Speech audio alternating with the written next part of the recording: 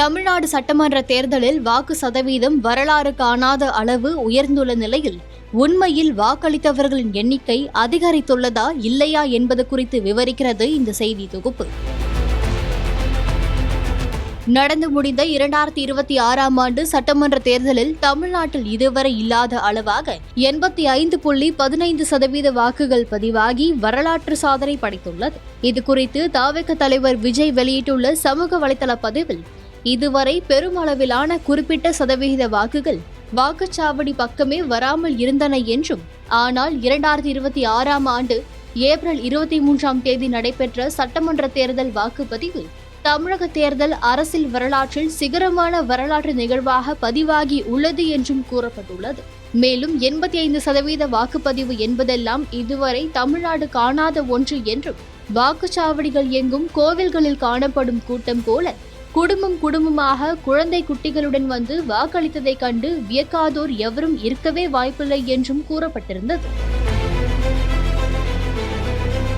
அதேபோல சமூக வலைதளங்களில் வாக்கு சதவிகிதம் கூடியுள்ளது குறித்து பெரிய அளவில் விவாதிக்கப்பட்டு வருகிறது. தேர்தல் ஆணையத்தின் தரவுகள் அடிப்படையில் கடந்த 2021 சட்டமன்ற தேர்தலில் 4,58,00,000 வாக்குகள் பதிவானது. இந்த முறை, அதாவது 2026ஆம் ஆண்டு சட்டமன்ற தேர்தலில் 4,88,00,000 வாக்குகள் பதிவாகியுள்ளது. அந்த வகையில் கடந்த தேர்தலை விட இந்த முறை சுமார் 30 லட்சம் வாக்குகள் அதிகம் பதிவாகியுள்ளது. அதே நேரம் கடந்த 25 ஆண்டுகளாகவே தமிழ்நாட்டில் வாக்களித்தவர்கள் எண்ணிக்கை அதிகரித்து வருவதையே தேர்தல் ஆணைய தரவுகள் கூறுகின்றன. தமிழ்நாட்டில் கடந்த 1996ஆம் ஆண்டு தேர்தலில் 2,71,00,000 வாக்குகள் பதிவான நிலையில், அதன் பின்னர் 2001ஆம் ஆண்டு 2,80,00,000 வாக்குகள் பதிவாகின. ஆனால் அதன் பின்னர் 2006ஆம் ஆண்டு தேர்தலில் 2001ஆம் ஆண்டு தேர்தலை விட 50 லட்சம் வாக்குகள் அதிகம் பதிவானது. இது அப்படியே தொடர்ந்து 2011 தேர்தலில் 45 லட்சம் வாக்குகள் அதிகமாகவும், 2016 தேர்தலில் 64 லட்சம் வாக்குகளும் அதிகம் பதிவானது.